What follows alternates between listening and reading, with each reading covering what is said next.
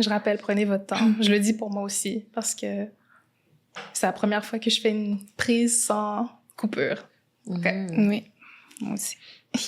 OK. Ben, bonjour, bienvenue Mivan, bienvenue Eve. Donc, mon nom est Michaëlle Sergil, commissaire d'exposition et hôte de ce podcast en 3 épisodes de cette nouvelle et 4e édition de Mémoire de l'avenir. Mémoire de l'avenir est un projet d'art public mené par A Urbain Montréal, commandité par Publicité Sauvage au travers de la ville de Montréal. Jusqu'à l'automne, cette exposition d'affichage urbain propose des rencontres sur les palissades et supports publicitaires de Publicité Sauvage entre les œuvres de 3 duos d'artistes sélectionnés pour leur complémentarité. Chaque duo est composé d'un ou d'une artiste plus émergente et d'un ou une artiste plus établie. J'en profite pour dire quelques mots sur ce que peut représenter l'émergence en art visuel. L'émergence, de façon générale, peut se définir par une nouvelle entrée ou une sortie dans un nouvel espace donné. Sans nécessairement faire appui sur l'âge, l'émergence peut aussi représenter le manque ou l'impossibilité de se voir offrir une tribune pour son travail. L'émergence, c'est aussi reconnaître que pour certaines, de par leur appartenance ou de par un historique académique, des opportunités peuvent être plus difficiles à obtenir. Pour cette nouvelle édition, je me suis posé beaucoup de questions sur ce que ce mot pouvait signifier. Je pense aussi que, par l'éventail d'artistes choisis cette année, ce projet permet de célébrer leur travail, mais également d'offrir un espace d'échange et de support. L'exposition est à découvrir dans les rues de Montréal, mais également virtuellement sur le site d'Internet d'Art Urbain Montréal. Donc, sans plus tarder, on peut commencer le premier podcast avec vous. Peut-être qu'on pourrait commencer par juste vous présenter puis dire quelques mots sur les œuvres choisies. C'est elle qui veut commencer. Mais je peux commencer. Mon nom, c'est Eve Tagny. Je suis une artiste basée à Tiohtià:ke, Montréal. J'ai grandi ici, non loin de ce studio d'enregistrement, en fait, ici sur la rue Rivard et Montréal.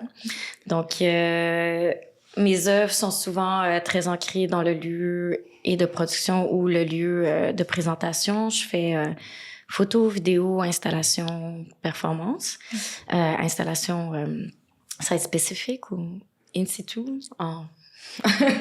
pour pas utiliser un mot en anglais, et plus spécifiquement l'image qui va être affichée est tirée d'une performance de 12 heures que j'ai faite à Toronto à la Nuit Blanche, l'édition dernière en septembre, où ça s'appelait Assemblies, puis il y avait 8 personnes, une rotation de 8 performeurs, où j'avais construit au sein d'un parking qui était proche de l'hôtel de ville de Toronto.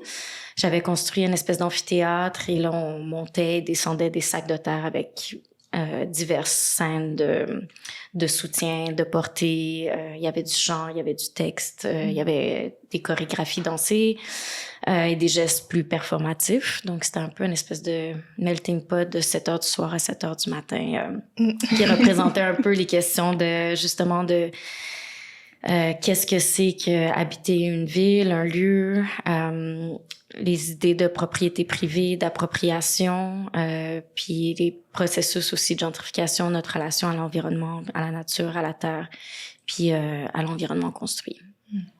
Merci. Et au labeur, bien sûr, ouais. Parce que c'est ça qu'on faisait pendant 12 heures. Ouais, merci. Puis on a eu la chance d'assister à pas aux 12 heures, mais à une partie de la performance. Ouais.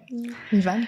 Oui, moi, c'est Mivan Dam. Je suis artiste multidisciplinaire aussi basée à Tiohtià:ke, Montréal. Je travaille principalement la sculpture, l'installation, la performance, la photo et la vidéo. Je vais souvent traiter des sujets de mémoire, de trauma intergénérationnel et du processus de guérison. Puis, mon projet qui est présenté dans le cadre de Mémoire de l'avenir, ça s'appelle Co-régulation. C'est une nouvelle série de photos que j'ai pris au Mexique, à Puerto Escondido, avec ma sœur et une praticienne. En fait, c'est 2 praticiennes somatiques qui pratiquent beaucoup des manières thérapeutiques de guérir par des théories sur la somatique. Je vais en parler un peu plus tout à l'heure. Merci. Oui, donc j'ai préparé quelques questions pour vous, mais je pense que je vais déroger des questions quelquefois parce que vous venez de dire un truc qui m'a intéressé, mais je vais commencer par celle que j'ai. Donc, on comprend très rapidement dans vos œuvres que la relation au corps, et le corps, je le réfléchis de façon plurielle, a une importance cruciale. Que ce soit la relation à son propre corps, celle associée à d'autres dans une perspective de support et celle avec le public. Pourriez-vous nous en parler un peu plus? OK. Je veux réfléchir à la question, mais en fait, je pense que dans mon travail, dans le sens, je sais pas, j'essayais de réfléchir au mon corps quand je disais ta question. Je pense que c'est pour moi le corps finalement, c'est juste un peu la matérialisation ou l'enveloppe de toutes les questions de comme est-ce qu'on est genre je sais pas des particules, est-ce qu'on est une âme, est-ce qu'on a une conscience, c'est tout ça c'est comme des débats disons ou en tout cas des études ou mais ce qu'on voit, ce qu'on a en rapport c'est le corps qui nous porte. Donc je pense que dans mon travail, c'est peut-être pas tant le corps comme tel, mais plus comme le geste ou la relation ou tu sais le corps juste plus comme extension de l'être en fait. Donc je pense qu'on utilise beaucoup ce mot-là en art, mais finalement des fois je pense que dire corps pour moi en fait reflète aussi peut-être une relation au monde externe ou à la vie publique, disons. Donc par exemple même de penser à OK, qu'est-ce que c'est ma culture? Est-ce que ma culture c'est spécifiquement camerounais, mais j'ai un corps qui est lu comme étant un corps racisé ici ou un corps noir. Donc ce corps-là va être lu d'une certaine façon par X, Y personnes et donc va après devoir ou être capable ou incapable de naviguer les lieux ou les situations selon justement la réception ou les valeurs ou les présuppositions ou les préjugés par exemple qui peuvent être lus sur ce corps ou reflétés sur ce corps.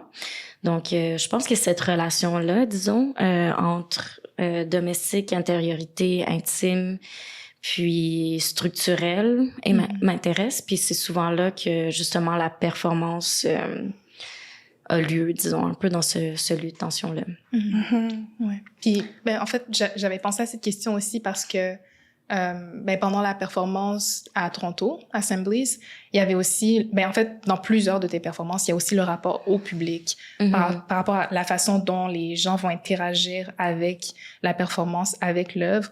Puis il y a toujours un peu ce retrait du public de ne pas vraiment intervenir, sauf les personnes en performance où on dirait que les gens en performance ont une habilité à non, je pense que c'est voulu qu'une chose soit placée de telle façon et de vraiment interagir beaucoup plus. Puis je trouve que peut-être un public moins habitué va pas nécessairement avoir l'aise de s'essayer en fait. Puis je trouve que ça vient parler aussi de ton travail d'une certaine façon parce que en tout cas selon moi, corrige-moi si je me trompe, mais tu joues de ce rapport aussi inconscient finalement, mais ouais, que les gens ont avec les performances de s'approcher ou de ne pas s'approcher. C'est comme les buts. Je sais pas comment on appelle ça, le foin. Ah, j'avais des ballots de paille. Bayou? Exact. Ballot? Je sais pas comment on dit ça. J'appelle ça des buts de foin, mais ça, où les gens, au fond, pouvaient s'asseoir, mais même moi, je me suis assise sur un truc vraiment inconfortable derrière la butte de foin au lieu d'aller sur la butte de foin qui aurait été nettement plus confortable pendant le temps qu'on y était, mais c'est ce rapport-là que je trouve intéressant aussi dont tu joues. Ouais, mais pour moi, c'est important parce que, en fait, je pense que ça a découlé dans mes performances live de comment je traite les espaces, parce que c'est ça, ma pratique est vraiment une pratique principalement... Ma pratique de tous les jours est une pratique de photo, ma pratique artistique est vraiment une pratique d'installation in situ, où je vais vraiment penser le travail pour un lieu donné, parce que je sais que j'ai une expo là, puis je la conçois vraiment pour... comme cette géographie, ce lieu-là, cet espace-là. Puis, vu que je parlais beaucoup justement de comme navigation, de coercion des corps, de coercion de la nature, pour moi, c'était important que... Je pense que la plupart des personnes racisées, je parle de mon expérience, mais je pense que c'est une expérience commune. Quand on sort de la maison, on est conscient de notre corps. Tu sais, on doit y penser. Puis je pense qu'il y a des gens qui sont assez privilégiés pour ne pas y penser, et des fois même pas réaliser, par exemple. Et donc, pour moi, c'est important que si je parle de ces thèmes-là, ça se reflète aussi dans l'expérience du public. Et donc, que dans l'espace, ils doivent aussi être un peu dans cette difficulté de je pense que c'est une invitation, mais finalement il y a peut-être un obstacle à la navigation, à comme appeler justement à l'attention qu'il y a même dans un jardin qui peut être comme paraître luxuriant, être invitant. Il y a quand même des décisions qui ont été prises sur comment tu vas naviguer, comment tu vas expérimenter aussi la nature. Donc pour moi ça c'est comme naturellement je pense étendu aux questions de performance aussi, où je voulais aussi briser, tu sais. Surtout, c'est ça, en tant que, comme le corps noir qui, dès qu'il est arrivé en Occident, est devenu un corps de performance, c'est un corps performant constamment. Même si on pense justement à l'esclavage aussi, c'est quand même cette idée de tirer le plus de jus possible de notre travail, de notre corps. Donc, il y a cette idée de performance qui est vraiment là. Puis là, quand je suis en représentation, justement, pour moi, c'est comme un peu important de briser ce rapport justement au public qui peut être à l'aise puis qui est assis puis qui est comme t'es en représentation puis eux ils peuvent juste comme te consommer d'une certaine façon.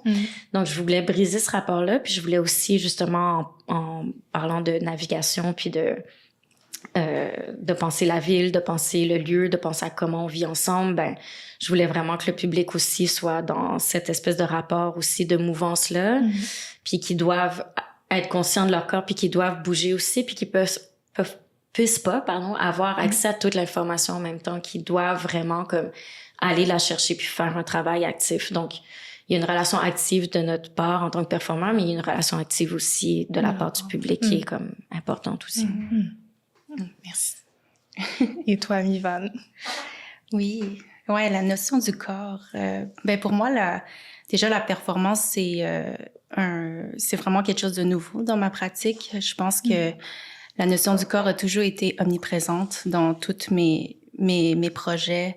Je réfléchissais beaucoup à la mémoire du corps, à comment les traumas restent à l'intérieur du corps. Puis, je pense que c'était un peu naturel pour moi de l'amener vers quelque chose de plus performatif, puis de collaborer avec des artistes de danse ou bien des artistes de mouvement, parce que déjà j'ai un background en danse. Fait que je pense que ça a toujours été un point d'interrogation à comment je faisais pour rentrer le mouvement, la gestuelle, puis l'aspect du corps présent dans une œuvre. Fait que c'était vraiment un gros questionnement pour moi, puis un parcours aussi pour essayer de réfléchir à comment je l'intégrais, mais d'une manière vraiment intègre, puis plus conceptuelle sur les sujets que je traitais déjà, qui étaient les traumas intergénérationnels, la mémoire. Puis il y avait toujours la mémoire du corps, mais on dirait que j'arrivais pas trop à savoir comment l'intégrer, puis de quelle manière, puis quel médium qu'elle est le mieux exprimé à travers tous les différents médiums que je travaille. Fait que quand j'ai commencé à penser la performance de mon travail, ça a été quand j'ai commencé une thérapie qui s'appelle la somatic experiencing, qui était vraiment une thérapie qui est aujourd'hui dite alternative, mais peut-être qu'un jour elle va être officielle.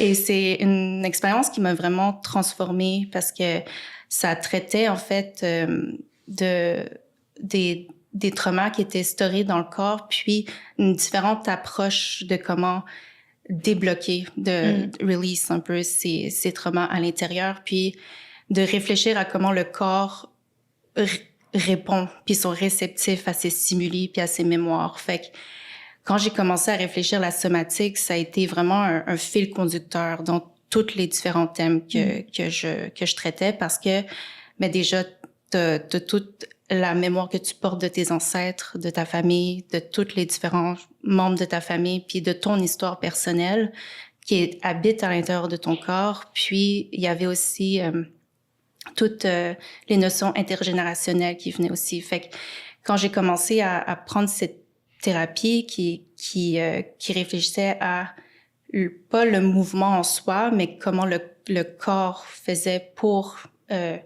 le unlock. Excuse-moi, je vais avoir un peu d'anglicisme. Le libérer. Ouais. Et fait que j'ai commencé à un peu plus faire des recherches sur qu'est-ce qui existait sur les différentes pratiques somatiques, puis toutes les en danse, c'est vraiment quelque chose qui est hyper comme recherché, que beaucoup de danseurs, c'est un peu comme la base pour toutes les danseurs danseuses de réfléchir à comment vivre d'une manière interne, puis vraiment de donner son propre expérience à travers le mouvement, puis comment tu interprètes quelque chose, mais pas juste sur une chorégraphie, mais vraiment comme de l'intégrer, puis de embody it. Fait qu'il y a toute cette notion qui m'a beaucoup intéressée dans mes projets plus récents. Fait que après, il y a aussi, ce que je rejoins aussi beaucoup Eve, c'est que, je pense que, moi, je suis une femme racisée, ou que j'ai commencé à réfléchir beaucoup à ma réalité à moi, à mon histoire à moi, de ma famille qui a vécu la guerre du Vietnam, de ces mémoires qui sont à l'intérieur de mon corps, puis tout qu'est-ce que les différentes communautés ont pu vivre des guerres, de conflits et tout ça. Fait que ça a été aussi une question qui était prédominante dans mes projets. Fait que j'ai commencé à réfléchir à l'impact de ces traumas pour les femmes racisées, puis comment on faisait pour créer ces espaces de collectivité puis de guérison collective par la gestuelle, puis sur la base des pratiques somatiques de danse. Fait que c'est un peu ça je pense, ces manières-là que je crée ces espaces collectifs. Fait que c'est de réfléchir, c'est beaucoup, je collabore beaucoup, récemment avec des interprètes de danse de couleur, puis on réfléchit plus à ces moments de collectivité, puis comment on fait pour activer ces lieux par le geste. Puis je m'inspire beaucoup aussi de la pratique du body mind centering, qui est une théorie qui est portée par Bonnie Bainbridge, qui réfléchit beaucoup à l'alignement en fait du corps puis de l'esprit, puis comment les deux communiquent ensemble. Fait qu'il y a toute une pratique qui est développée, puis qui est inspirée en fait à l'alignement du corps puis de l'esprit, puis de permettre de pouvoir libérer des traumas. J'ai pas d'autres mots, mais... Non, c'est le bon mot. Ouais. OK. En fait, avant d'aller sur la seconde question, je voulais juste dire, parce que, bon, je vous connais quand même en tant qu'artiste et collègue et ami, mais je trouve que c'est pas si vrai de dire que la performance est dans ta pratique depuis pas si longtemps, parce que il y avait une expo, ça fait un moment, il y avait une expo, bon, ça date, je m'éloigne vraiment je sais c'est laquelle que tu vas dire. Avec l'œuvre rouge, oui. Où t'avais... En fait, tu utilisais ton corps pour créer l'œuvre, mais je trouve que déjà là, tout ce que tu dis était déjà présent. Peut-être pas consciemment, mais c'était déjà là. Donc, ça fait pas vraiment. C'est pas si récent dans ta pratique. Oui, bon. C'est l'œuvre Painting with My Body. Puis ça parlait en fait de ça exactement. Ouais. Même dans tes vidéos, ta pratique comme telle est comme un geste de performance aussi. Puis je pense que, si je me permets l'analyse. Oui, pour moi. Mais dans le sens, pour abonder dans le même sens de ce que tu dis, je pense que ça a été ça pour moi aussi, où c'était dans la vidéo, c'était dans la vie aussi, puis c'était derrière les photographies, c'était même dans la collecte c'était dans comment je peux dire, la production du travail comme tel aussi, qui était une extension de la vie, puis qui finalement, OK, comment est-ce qu'on fait le pont aussi pour des performances qui sont live, par exemple, qui sont comme...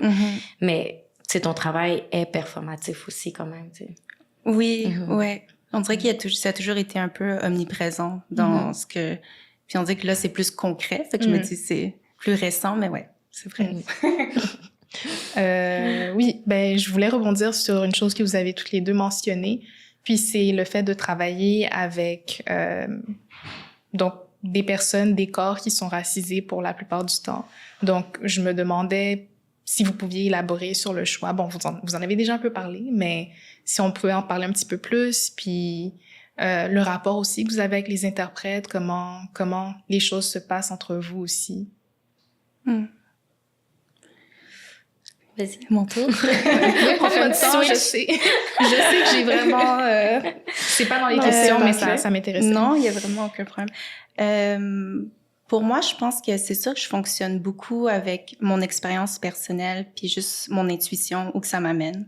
Fait que je pense que c'est le questionnement de mon expérience personnelle en tant que femme racisée, puis aussi je pense que je m'inspire beaucoup aussi de ma mère et ma sœur, avec qui j'ai beaucoup collaboré dans d'autres projets. Ouais, ça a été beaucoup, je pense que notre réalité à nous, dans notre famille, ça m'a beaucoup inspiré à savoir c'est quoi le rôle déjà de la femme à l'intérieur d'une famille, mais aussi culturellement, qu'est-ce que ça veut dire.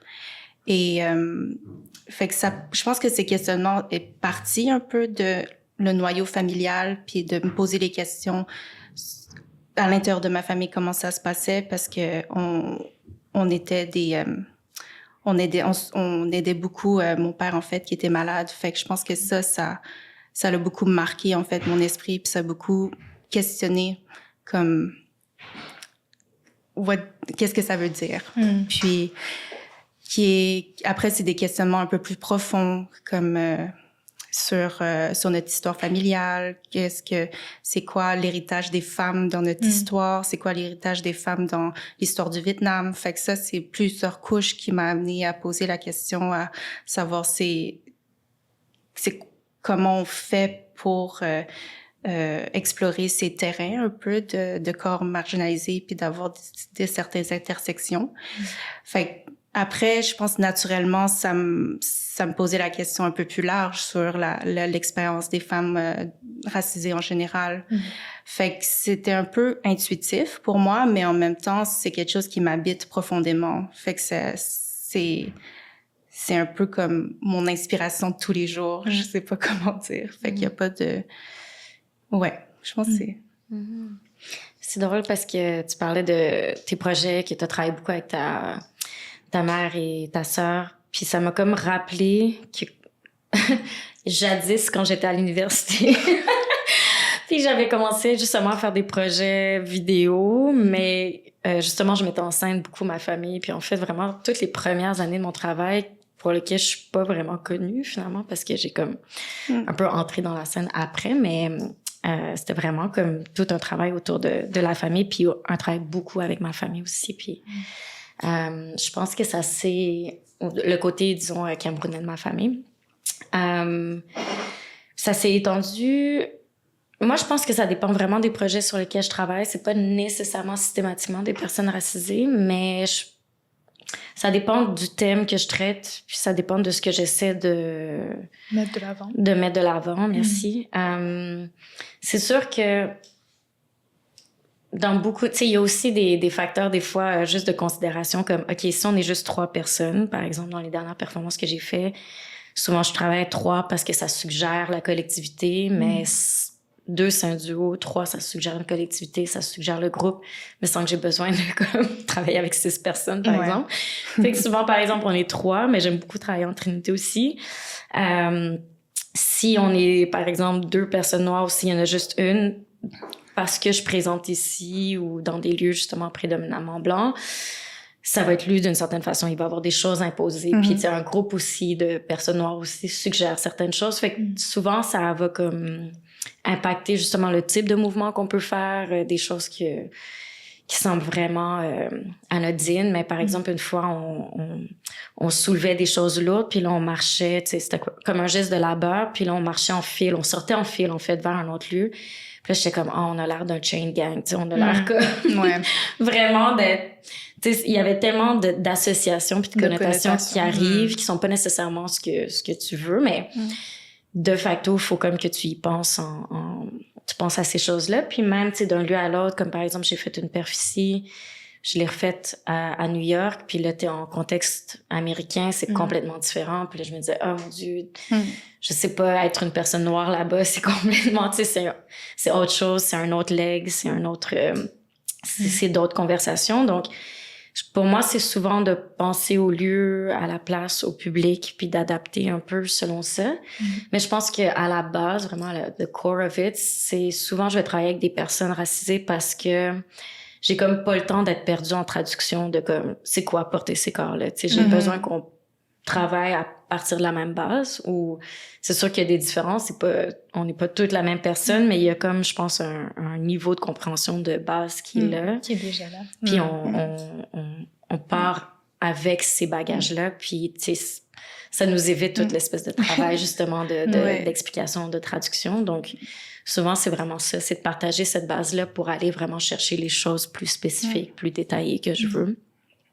Puis créer comme aussi un peu des micro-communautés, je pense, des micro-moments où, dans ma vie de tous les jours, je suis pas nécessairement très entourée de personnes racisées, malheureusement, mais je pense qu'on crée comme des lieux, justement, où, pendant ce moment-là, on a comme une intimité puis une énergie qui est comme très proche, très importante, qui se traduit pas nécessairement dans la vie quotidienne de tous les jours non plus, mais qui est comme vraiment quelque chose, je pense, qui est comme un lieu... il y a un peu quelque chose de sacré, je pense, dans comment je travaille, puis dans ce qui se crée entre nous, dans justement comme l'appréciation d'être ensemble dans ce lieu, justement, où on n'a pas de besoin d'être comme en performance ou en traduction pour le regard autrui, tu sais. Puis pas le regard autrui, mais le regard, disons, qui peut être exotissant ou le regard comme the othering, disons. Donc, ouais, je pense que c'est de créer ça, puis de partir d'un même langage, qui est comme important.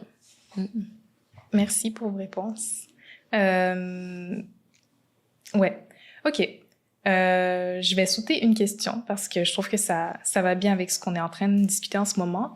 Vos pratiques rendent possible des espaces intangibles, par moments des espaces de tension, mais surtout des espaces de support et de recueillement, tels des rituels. Un peu plus de ces moments... Je recommence. Vos pratiques rendent possible des espaces intangibles, par moments des espaces de tension, mais surtout des espaces de support et de recueillement, tels des rituels entre les praticiens et praticiennes, de façon collective et individuelle. Pourriez-vous nous en parler un petit peu plus? Puis j'ai rebondi là-dessus parce que t'as dit le mot sacré, donc ça m'a fait penser directement au rituel. Mais ouais. Je pense que le rituel, pour moi, c'est peut-être moins présent dans mes œuvres en ce moment, mais en même temps, ça prend d'autres formes, mais j'en suis arrivée au rituel. Surtout par le deuil, principalement. Puis je pense que la perte d'une personne, dans un contexte aussi qui se mêlait à comme une espèce de violence extrême, assez. Puis il y avait comme une perte de sens, justement. Puis c'est quand même intéressant parce que j'étais en Afrique du Sud, puis en même temps... je suis basée ici, puis j'ai comme vécu en Angleterre aussi. Fait que de voir comment les personnes, selon d'où ils étaient, selon leur culture, pardon, j'ai un peu la voix éraillée, selon où ils étaient, avaient comme un rapport ou une façon, disons, ou des rites, mais aussi comme une réponse complètement différente, une interprétation différente aussi. Puis je pense qu'il y avait comme vraiment ce besoin de réaliser que même dans une culture comme au Québec où on a vraiment rejeté la religion, puis qu'on a comme plus vraiment des codes imposés ou partagés, il y a quand même toujours ce besoin de rituels. On a tous besoin d'avoir comme des sets de valeurs qui font du sens des événements. Donc, c'est ça qui a commencé vraiment comme à m'intéresser à comment, par le geste, est-ce qu'on peut matérialiser l'absence, comment est-ce qu'on peut matérialiser l'innommable, comment est-ce qu'on peut pallier à l'absence de langage ou au manquement du langage aussi quand t'as même pas les mots pour décrire. Donc, c'était vraiment comme ce lieu-là. Puis après, je pense qu'au fil des années aussi, ça s'est étendu, mes réflexions à... Le rituel, c'est comme chorégraphie, je pense. Puis des fois, c'est une chorégraphie qui... OK, on l'a apprise, puis on la performe. Mais parfois, justement, on l'invente. Puis parfois aussi, c'est comme une espèce de chorégraphie, comme... il y a un des projets que j'ai fait, puis c'était un peu en même temps que toute la ressurgissance du mouvement Black Lives Matter. Puis pour moi, je le voyais comme forme de rituel aussi, cette idée de aller dans un protest, puis OK, on marche ensemble pour matérialiser une intention ou une demande ou une requête. Puis il y a comme cette chorégraphie aussi de se rassembler, marcher. Il y a comme la résistance qui arrive d'un bord. Il y a comme peut-être une violence, un dispersement aussi de foule. Tu sais, donc tout ça, c'est comme des choses qui sont attendues aussi, qui sont comme expected. Mais on le fait quand même, tu sais, dans l'attente de comme cette espèce de chorégraphie-là aussi. Donc, je pense que c'est ça, le rituel, pour moi, peut être quelque chose d'intime, peut être quelque chose de religieux, peut être quelque chose de séculaire, peut être quelque chose de social, de groupe, peut être quelque chose qui est comme toujours en mouvement, toujours réinventé, mais aussi quelque chose qui vient d'une tradition, puis après qui vient faire du sens, qui vient lier, puis qui vient matérialiser.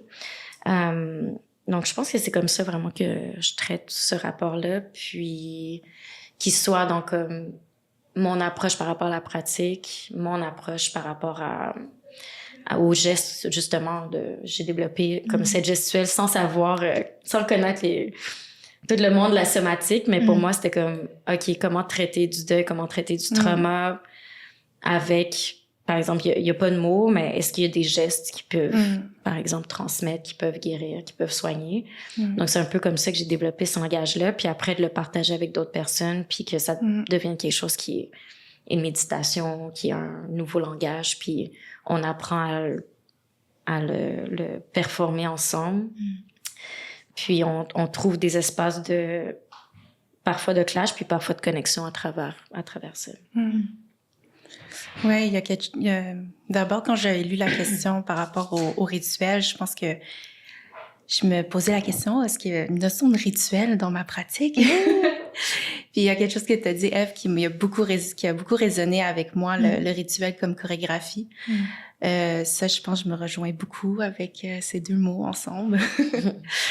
Ouais, je pense que comme dans mes deux nouveaux projets qui sont pas encore sortis, alors vous allez les voir. Ça, j'ai comme bugué. On a une avant-première. Une avant-première de mes nouveaux projets, mais en fait, il y a la première partie de mon projet Se connecter de l'intérieur vers l'extérieur a été présentée dans le cadre d'une résidence à SBC Galerie. Puis là, en fait, je pense que quand j'ai collaboré avec les artistes de danse, c'était vraiment de l'improvisation guidée. Alors, tu sais, je me vois pas comme étant une chorégraphe, même si, je sais pas, parfois je donne des guidelines, je pense, de certaines intentions que que j'aimerais comme transmettre à travers le geste, à travers une intention vraiment dansée et tout ça. Je donne plus des guidelines par rapport à qu'est-ce que ça veut dire, qu'est-ce que ça ressemble un processus de guérison d'une manière gestuelle, puis entre 2 personnes ou 3 personnes ou dans un groupe. Puis je posais la question plus aux interprètes de qu'est-ce que ça voulait dire, puis comment eux ils voient ça ensemble, puis aussi c'est ça, comme d'une manière improvisée, comme comment ça a l'air de gestes, des gestes de soins, de guérison, de solidarité, puis de soutien en général. Puis je pense que là, je peux le voir un peu comme, pas un rituel, mais un peu comme quelque chose qui est très comme fort, des moments qui sont très forts. Je sais pas si ça a à voir avec le rituel, mais pour moi, ça permet de pouvoir un peu de cerner un peu plus l'intention sur les mouvements que j'aimerais, que j'explore un peu avec elles, avec eux. Puis, ouais, je pense que c'est ça. Je me perds un peu dans mes idées, mais... Non, mais c'est une bonne réponse. Mais quand j'avais formulé la question, c'est en pensant aussi... Ben, en fait, tu m'avais parlé un petit peu de l'œuvre qu'on a choisie, finalement. Ouais. Et le fait que, ben, tu donnes des directives, mais tu laisses aussi les praticiennes aller dans un état où elles apprennent à se faire confiance et elles apprennent à aller dans une direction qui devient presque... pas automatique, mais ça va de soi, d'aller dans une direction ou une autre. Ouais. Puis le fait que ce soit, ben, Cathy, ta sœur, et d'avoir l'autre personne qui ont aussi des pratiques somatiques de base, fait en sorte qu'il y a leur savoir personnel, il y a leurs histoires personnelles qui rentrent en jeu, puis il y a aussi de ton côté ce que tu as en tête et que tu les laisses finalement interpréter. Donc je trouvais que bon, on a peut-être l'idée du rituel comme quelque chose qui est très cadré, puis qui doit être répété, je sais pas, parce qu'on peut avoir une définition de rituel comme étant très religieux, mais ça peut ne pas être religieux du tout. Un rituel, ça peut être quelque chose qui fait juste sens dans un moment donné. Mais bref, c'est dans cette idée-là, donc je pense que tu y as répondu correctement. Oui. Non, c'est ça. Je pense qu'il y a aussi comme, surtout dans le projet co-régulation, qui est deux praticiennes somatiques. Tu sais, moi, j'avais vraiment l'idée de m'inspirer, en fait, de ces gestes puis de leur savoir, parce que c'est vraiment des thérapeutes, au final. C'est vraiment des personnes qui travaillent en groupe pour soigner une personne. Fait que comment ça fonctionne, c'est qu'il y a une personne qui... J'aime pas dire patiente, mais une personne qui explore cette pratique avec des praticiennes de somatique. Puis, par le toucher, puis par le mouvement, ils arrivent à, en fait, créer du mouvement à l'intérieur de leur corps pour permettre de débloquer puis de faire bouger le corps dans un état plus organique. Fait que pour moi, j'ai pas ces notions-là, puis j'ai pas ces savoirs parce que je suis pas une praticienne, mais avoir vécu en fait cette thérapie, ça m'a inspirée à vouloir comme activer nos deux comme connaissances, moi en tant qu'artiste, puis eux en tant que thérapeute, puis de voir comment ça peut exister sous une forme artistique. Fait, Merci. Bon, c'est mon avant-dernière question. Le projet Mémoire de l'avenir offre une grande place aux relations intergénérationnelles existantes et futures entre artistes. Est-ce que c'est une notion qui vous interpelle? Je sais que vous travaillez quand même avec je sais pas, je vais pas commencer à deviner les âges des gens, mais avec des gens qui sont quand même d'une certaine génération. Est-ce que il y a un désir est-ce que c'est un choix qui est très conscient? Est-ce que c'est quelque chose que vous comptez explorer ou... Ouais, c'est intéressant ces questions, puis même ce projet, parce que je pense que c'est vraiment quelque chose qui manque dans les arts, les conversations intergénérationnelles. Pas juste dans les arts, mais là, parce qu'on parle d'art, mais en général, je pense, dans comment on vit ici, par exemple, tu sais, c'est rare que tu vas dans un endroit public où il y a comme des générations qui sont mixées ensemble, je trouve. En dehors, par exemple, peut-être d'une cellule familiale. Donc, je pense que c'est quelque chose vraiment qui manque, cette idée justement de déjà comme reconnaître les savoirs de nos elders, de nos ancêtres, des personnes plus âgées. Je pense que effectivement dans mon travail, c'est quelque chose, dans mon travail et dans ma carrière, c'est quelque chose que j'aimerais développer plus. Puis souvent, justement, c'est comme une question de réseau aussi ou de contact ou de facto, je connais un peu des gens qui vont être soit de mon âge ou soit plus jeunes ou sensiblement du même âge que moi. Mais tu vois, par exemple, pour la dernière performance que j'ai faite, je cherchais vraiment quelqu'un, puis on me référait toujours à des personnes comme qui viennent sortir de l'école, qui sont jeunes et énergiques. Puis c'était cool, tu sais, c'était des beaux profils, mais j'étais comme non. Puis à un moment donné, j'ai comme flashé, puis c'est une personne avec qui j'ai déjà travaillé dans un autre contexte qui est pas comme âgée, mais qui a déjà comme c'est peut-être un 10 ans sur moi, puis en fait, c'était plus au niveau de sa présence, puis son expérience, en fait, puis c'était vraiment ça que je cherchais comme quelque chose qui découlait vraiment de comme... c'est pas seulement j'ai ces idées-là, c'est que je sais comment les incarner, je les ai incarnées moi-même, puis tu sais, c'est vraiment comme je les ai vécues pendant, tu sais, X années, puis je les ai vues à travers les âges aussi, puis...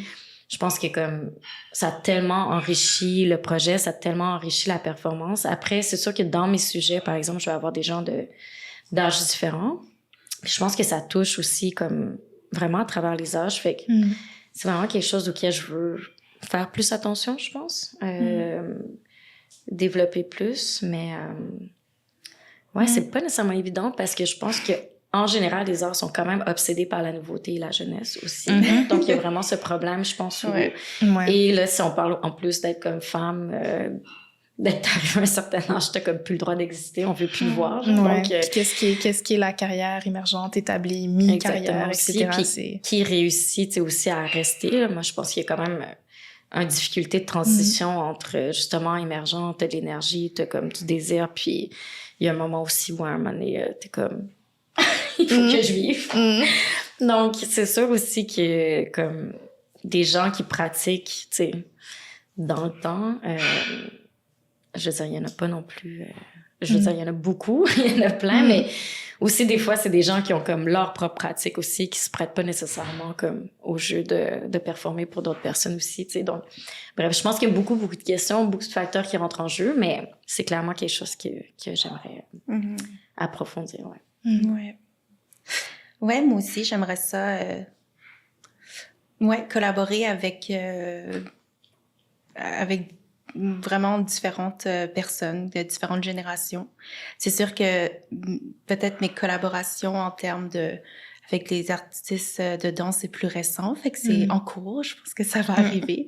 Mais de manière générale, je pense que les questions intergénérationnelles, c'est quelque chose qui est très présent dans ma pratique parce que je traite des notions de trauma intergénérationnel, puis c'est quelque chose, je pense, qui m'habite énormément parce que je traite beaucoup la notion de deuil puis du processus de guérison, puis comment on fait un peu pour briser ces cycles vicieux à l'intérieur d'une famille, mais aussi de manière plus grande sur des communautés en entier ou des populations qui ont vécu des traumas collectifs.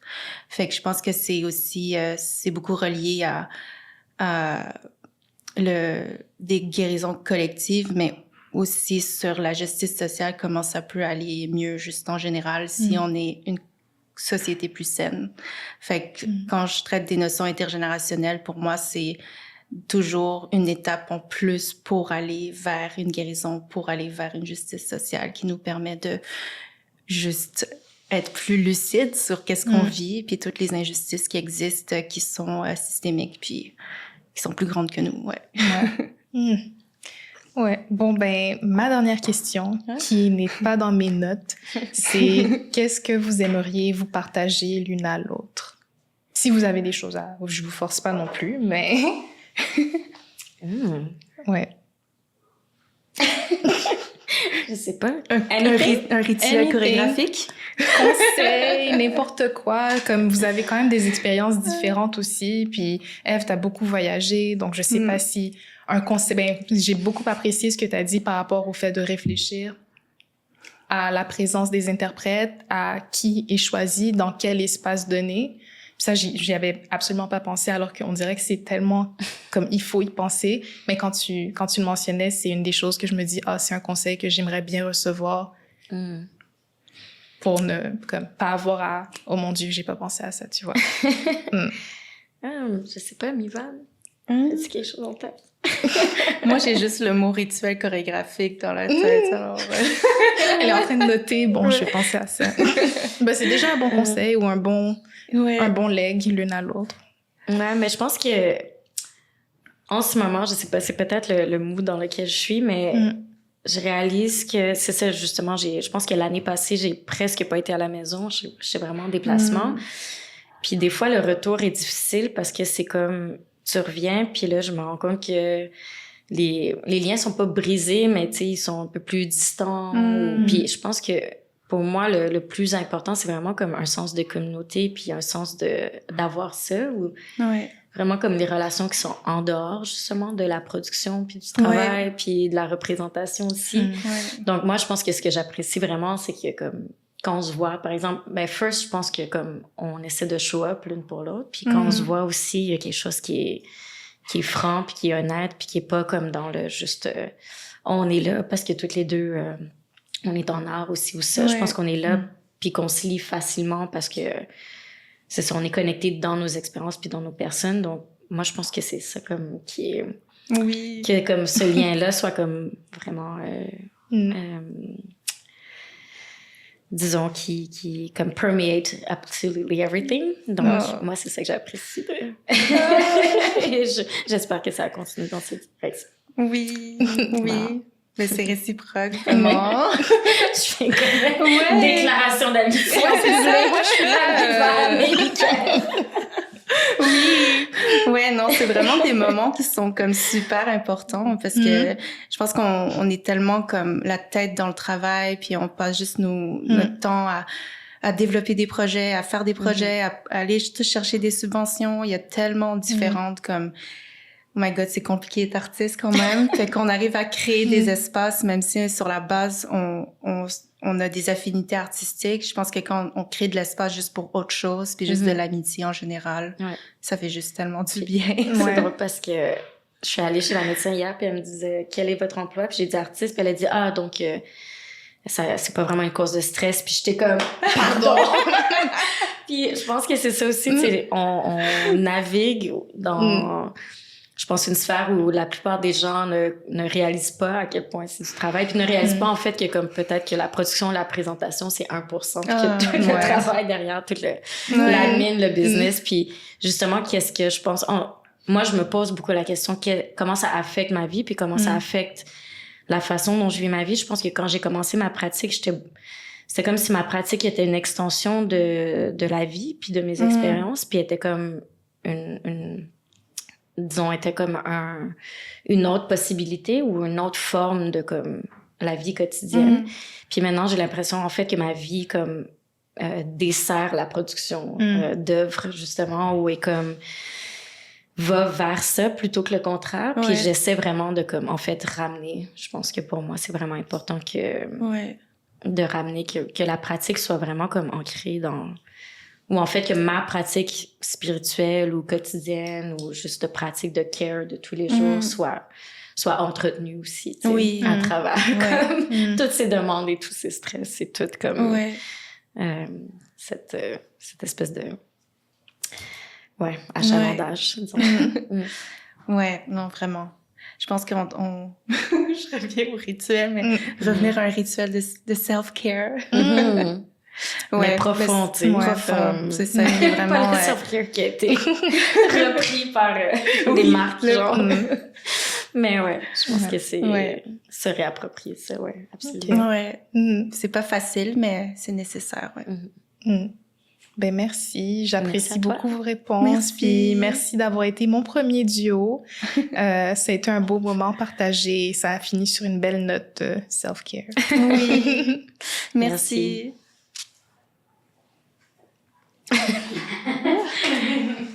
Bravo!